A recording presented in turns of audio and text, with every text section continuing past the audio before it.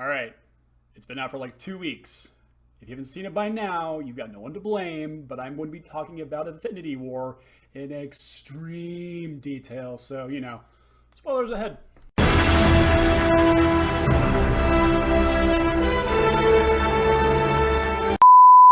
Man, does it feel good to be reviewing movies again? And yeah, schedules are back in shape. I've got more time to do things. And yeah, so of course, why not review the biggest movie literally of all time? Freaking, you know what it is. It's Avengers Infinity War.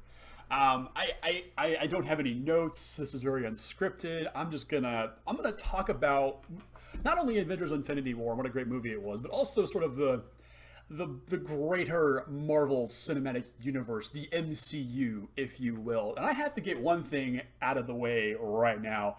I freaking loved Infinity War. Oh my god, I freaking loved it.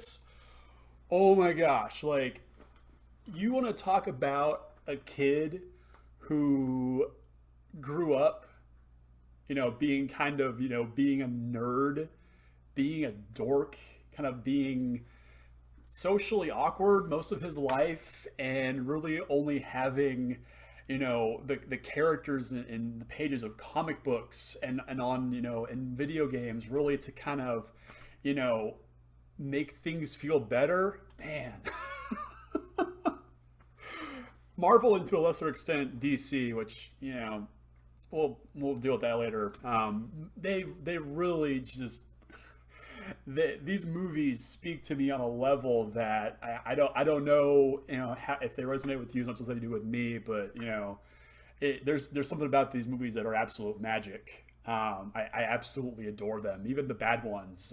Thor: The Dark World, Iron Man 2. I absolutely adore these movies, and I can remember sitting in the theater back when I was in college in Denton, Texas, when Iron Man first came out, and the entire theater is just packed with all of my friends and the people I knew from college, and nobody really knew about the post-credit scene that was coming.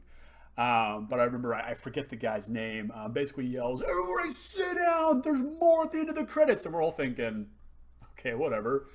And there's that scene where Robert Downey Jr. as Tony Stark walks into his house, and all the lights are out, and Jarvis isn't responding, and Samuel L. Jackson is there as Nick Fury turns around, and he's I'm here to talk to you about the Avengers Initiative, and my mind was blown. Oh, my mind was blown. And so for the past 10 years, I have been watching these movies. I've seen practically every one of these movies opening night multiple times. I own most of them on Blu-ray, and these movies have meant a lot to me over the past 10 years of my life. I look forward to each one of these and seeing how the story will expand, and seeing it culminate in the first Avengers. And there's that, the movie being what it is fantastic. It is a flat out masterpiece in terms of just direction and pacing, and just everything about that movie is fantastic. There's not a bad part about that movie, and it all culminates in that 360 panning shot of the Avengers finally, that ba ba ba ba ba. You know what I'm talking about. You know the scene. You get goosebumps just thinking about that scene. I know you just did. And they're together. The Avengers have finally assembled. And and then at the end of that, seeing the Chitauri disciple speaking to this unknown figure and saying to clash with the Avengers, or to do battle with them, is to court death. And then this Thanos turns around and he's like, "Oh, really?" And it's funny because Thanos is in love with death in the comic books, and Thanos is a woman in the comic books, and that's something that I don't think the movies will ever touch, but it's okay, whatever. And just to know that at some point the Avengers would come into conflict with Thanos, and in sort of the Infinity Gauntlet, and the more and more we've built up the universe, introducing the Guardians of the Galaxy, introducing Spider-Man and Black Panther, and just all the elements that really can make up the extended Marvel Cinematic Universe, really makes this one of the most real, lived in movie franchises. I mean, we're like, what, 18 movies, almost 20 movies deep into this? All of these characters, to some extent or another, have very well fleshed out backstories. You care about these characters, and for it all to come together in Infinity War was just, man. I mean, I made a really, maybe it was a dumb comment to a buddy of mine saying, Marvel could just release a 3-hour movie of just battle scenes, and it would make $1 trillion. I would, and that would just be that, and that's kind of what Infinity War feels like here. It's still a very good movie. It scratched a lot of itches. What happens when Doctor Strange and Iron Man get together? I mean, I'm really upset there was no shit Sherlock line from either one of them, because that would have just been gold. But just seeing how each one of them plays off of each other, obviously we got a taste of that in Civil War. The proper Avengers 2, if you ask me. How did the characters interact when the whole team is together? And it put a smile on my face and it brought tears to my eyes. Let's look at it right out of the way. When Thanos kills a majority, all of them, he killed everybody aside from the core team. Captain America, Iron Man, Thor, let's see, Nebula, and a couple other characters. They're all dead. Spider-Man, I don't feel so good, Mr. Stark. You want to talk about hitting me where it hurts? Seeing all of them just fade away into nothingness. Thanos wins. There's been a great comic series right now going on about Thanos winning. What happens, millions of years into the future. What happens when it's just Thanos left? It's a great comic series, and if you haven't read it, I definitely encourage it. But back to Infinity War here. It blew me away, and what I got to see. I mean, it's nowhere as good as the first Avengers, and I don't think anything will ever be that good. The first time is always the best, and I don't think they will ever really top what the Avengers, the first one, did back in 2012 really did, especially for just movies in general. I mean, this was an experiment, and by God, that's like lightning in a bottle. 19 freaking times almost now. 20 times almost now. So yeah, I mean, you can't really view Infinity War as a movie. It's very much it's a touchdown end zone dance. As very much was Avengers 1 was. It was, we've been teasing this built universe. You've seen the Captain America, the Thor, the Iron Man movies. You've seen all the players in the background. And now we're just going to show you what happens when it all comes together. And we're going to blow literally everything up. And it's going to be awesome. And that's what the Avengers was. And that's what Infinity War is. You've spent years watching us play with all these players in motion. And now, boom, everything explodes. Everything is over. And that's where I kind of had to get my critique of it now. But on its face value, Infinity War is a fantastic movie. If you haven't seen it, you should already go see it. I apologize if I spoiled it for you. Yes, lots of people die at the end of it because otherwise it wouldn't have been a very good movie. But yeah, Infinity War is really interesting for a couple different reasons. First of all, if you look at the poster I've got up here on the screen, you can't even really read all of the actors' names. I mean, I can't think of a movie that I've ever... Maybe the Harry Potter movies come close. I'd have to really just actually get the counts down of a movie, a standalone movie that has more main characters, and to varying degrees. Obviously, it's very much a movie about the core Avengers and the external players. But man, there's so many freaking characters in this movie. I mean, my friend I went to go see with was like, "Wait, who's that? Who's that? Who's that?" And it's fine. It is what it is. I can't fault anybody for not seeing every freaking movie that Marvel's put out. It's just ridiculous to think that people would do that. But we have. There's just so many people in this movie, and to their credit, to Marvel's credit, they really did a good job breaking them all apart. Showing, the team going to Wakanda, which, oh man, Black Panther. Get out of town. This thing's amazing.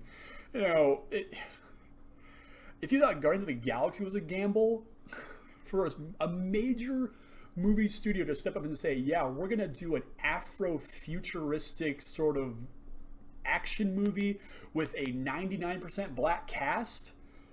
Ooh. I mean, I'm not saying it was ballsy. It was I'm not saying that it was a ballsy idea there because it needed to be done like that. God, man, how good was that movie though? I'm not. Yeah, I don't have the voice to talk about Black Panther the way it needs to be talked about because that movie is so damn important. It's up there with Wonder Woman in terms of just how important that movie was and how desperately it needed to be good. And it's amazing how good it was. And just, yeah, I don't have the voice or the position to talk about that, so that's a different video altogether. But yeah, you know, seeing the team that goes to Wakanda, seeing, you know, Strange, Iron Man, and Spider-Man up on the spaceship going to Titan to try and stop Thanos, and then, you know, meeting with the rest of the Guardians, seeing you know, the other Guardians go to nowhere, the head of the dead Celestial, you know, and try and stop Thanos there, and seeing, you know, I mean, to their credit, 60-some plus characters all got, you know, pretty good amounts of screen time, and the movie's still 2.5 hours long, which is still half an hour short of the original Avengers, which I honestly think it could have been longer. I really think it could have been longer. You know, really flesh out a lot of the stories here, and this is where my big first critique comes. Like there's too much going on. Like, I get it, this is a 2-part movie, you know, this ends some ridiculous, you know, 2-part Twilight finale where they had to cut it in half because of money. You know, that's not what this is. Like, this movie is so freaking big. This could have been 3 movies. You know, we could have seen an entire movie of Thanos up to his encounter with Thor and Loki and the rest of the escaped Asgardians on the spaceship where he takes the Tesseract and by proxy the Space Stone. You know, what happened, you know, to Thanos getting the Power Stone from the Nova Corps? I would have loved to have seen that happen. You know, obviously it's not a full movie, but just, you know, give me something else, give me something more. Like, there just felt like there's so much more we didn't get to see at this all for the sake of a runtime. You know, I don't know, maybe, but there's a lot going on in the parts that, you know, kind of fell flat. You know, seeing Thor, Drax, and Groot and Rocket go into that forge thing and meet Peter Dinklage. Did you know Peter Dinklage was going to be in this movie? I didn't. To make Stormbreaker. I mean, how freaking sweet was it to see, you know, that pow, the Stormbreaker finally get in the hands of Odin's son. And granted, him beating the shit out of all those guys in Wakanda was freaking amazing. Don't get me wrong about that. Holy crap. But yeah, I don't know, like, that whole scene just felt kind of meh. I don't know. The whole little side quest, if you will, just felt kind of meh, if you will. And we can't not talk about the end of the movie, the snap, where Thanos, you know, is... I don't know why Thor just didn't go for Thanos' head and just decapitate him. But, you know, did what he did, you know, the snap that eradicates half of existence in the universe. You know, the biggest problem with Marvel movies is that we always know there's going to be another one. You know, when this first started coming out, the tease for the Avengers at the end of Iron Man was, well, maybe we might get to this. Maybe, you know, we have to make sure that we can do a Captain America, a Thor, and then sequels for Iron Man before we can do Avengers. We have to see if we can do that first before anything else.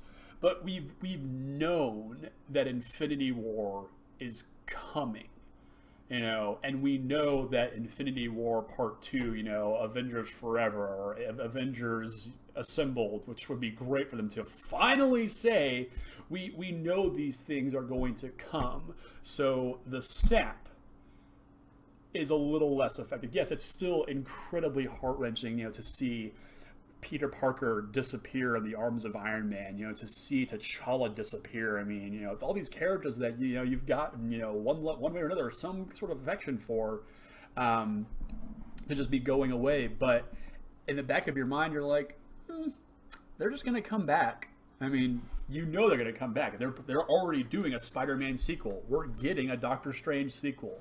We're getting a Black Panther sequel. We know these guys all come back.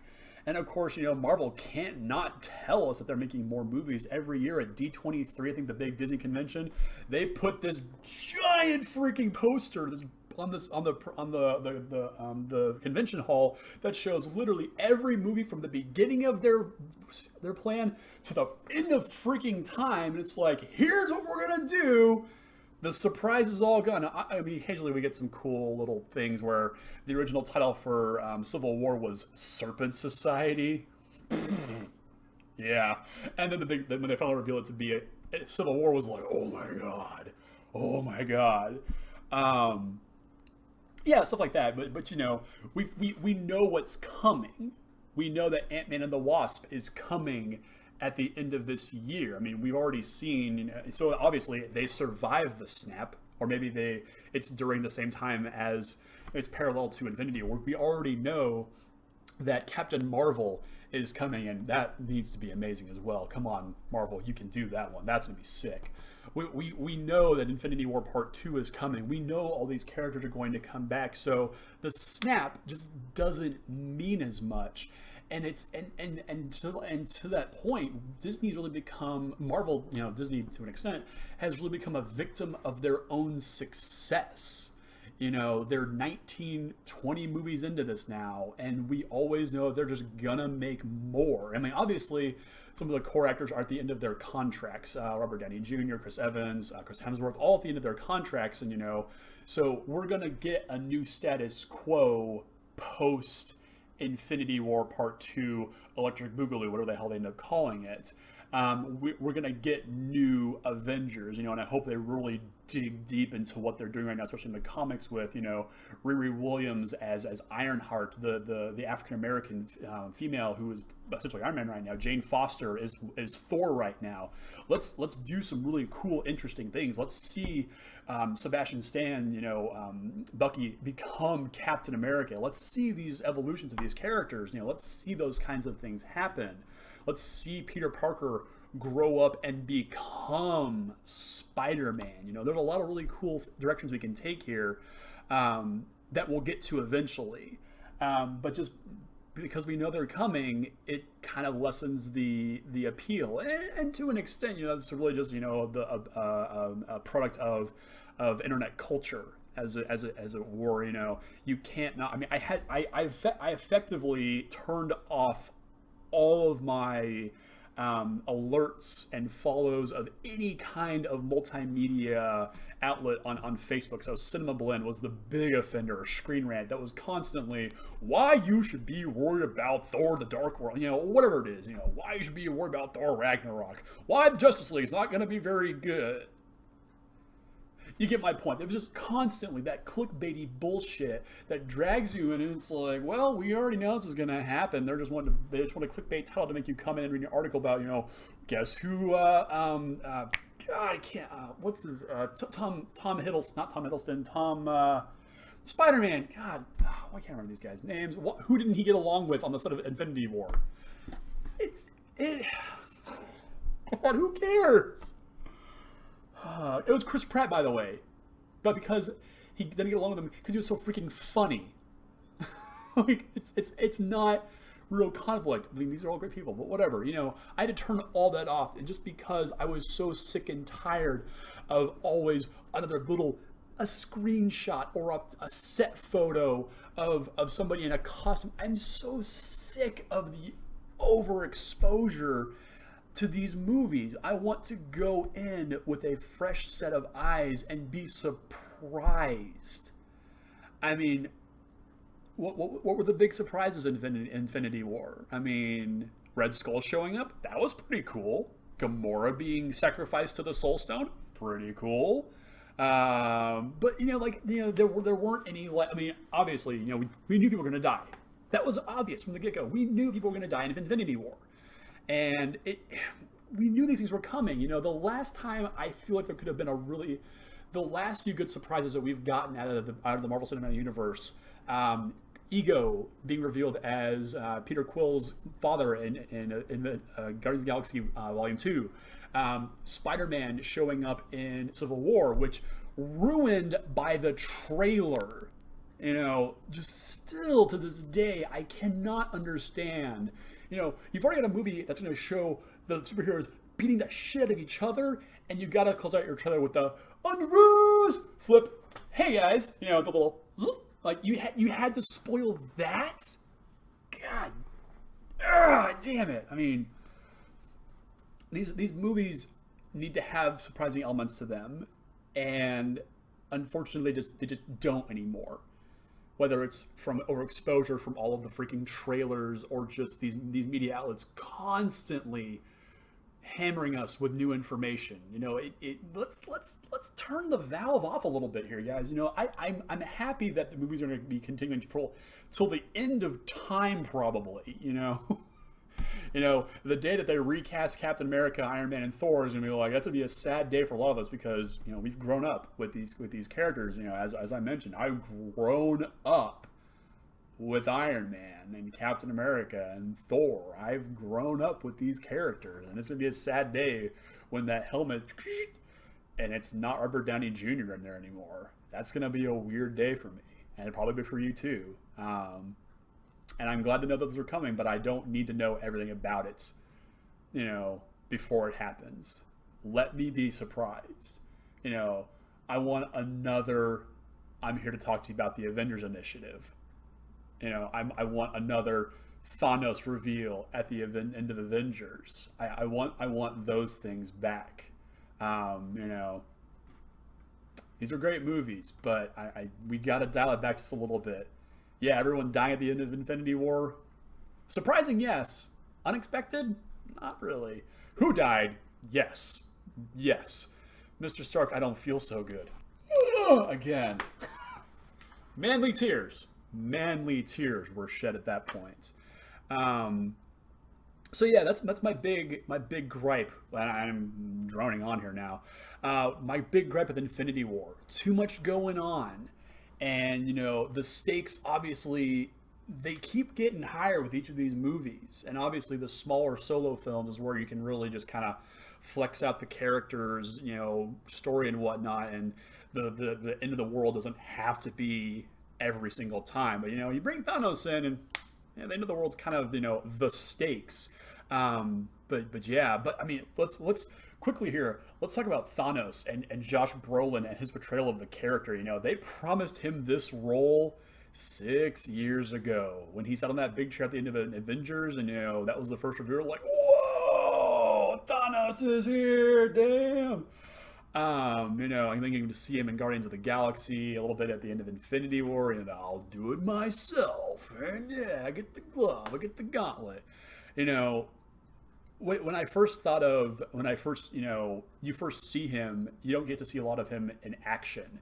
And I expected him to be this, I mean, obviously he's huge. He's like 9 feet tall. He's insanely huge. And the CGI, to its credit, and through this entire movie, granted, it is a lot of CGI. Thanos looks good.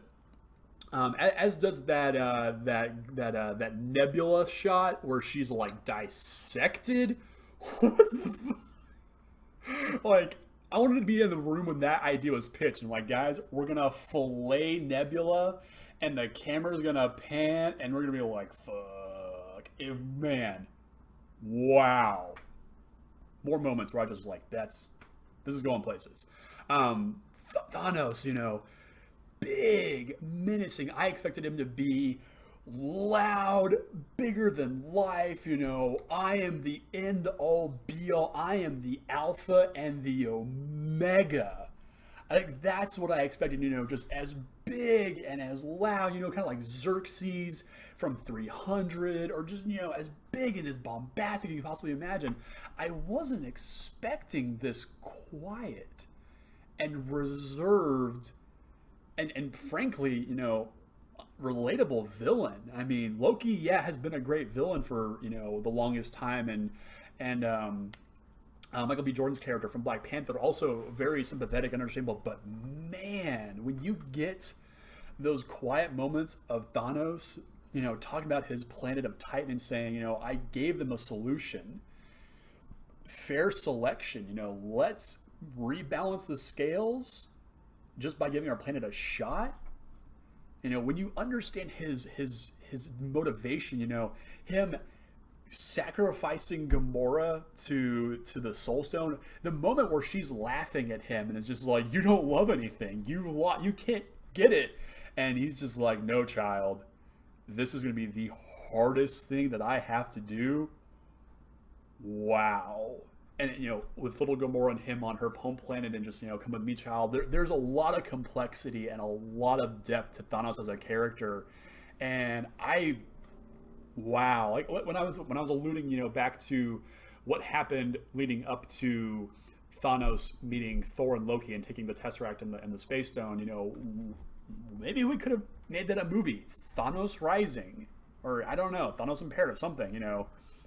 Let's get some backstory on the Black Order, Corvus Glaive, Black Dwarf. Let's see a little bit more about those characters. Granted, cool as hell, very striking to look at, but inconsequential because there's just so many damn people in this movie.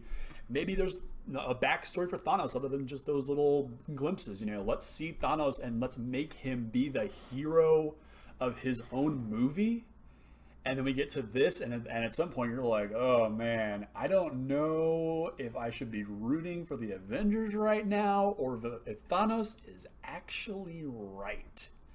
Because there's the best villains out there are not ones who are just out to create chaos and destruction for the sake of it. It's the ones who truly believe that what they are doing is correct that makes really effective villains. The Joker and the Dark Knight comes to mind as villains who, at their core, what they are doing is correct, and therefore the ends will always justify the means always justify the ends for them. And to see Thanos just like, man, I just want to reset the universe and give it a chance to survive and not be strangled by humanity and everything else out there. I just want to go and sit down and so I can rest. This guy's been through some shit. He's done some shit, but maybe he was right. I don't know. I'm just saying. So I've rambled on for almost a half hour now about Infinity War. I absolutely adore this movie. Again, if you haven't seen it, I'm apologizing for now again for spoiling most of it. I'd love to know what you guys think about the film as well. I'm looking forward to part 2. I'm looking forward to Captain Marvel and what exists on the other side of Avengers assembling for the last time. That's gonna be the movie right there. This might just be like the tee up, and whatever comes next is gonna be the grand slam, home run, mamma jamma, hole in one, triple threat, whatever you want to call it. It's gonna be the movie. 10 years, people. 10 years of your life, and this is what it's been building up to. I can't wait, and can't wait to see what happens, guys. So let me know what you think about Infinity War in the comments. What do you guys think is coming next? As always, like, share, and subscribe. Catch you next time.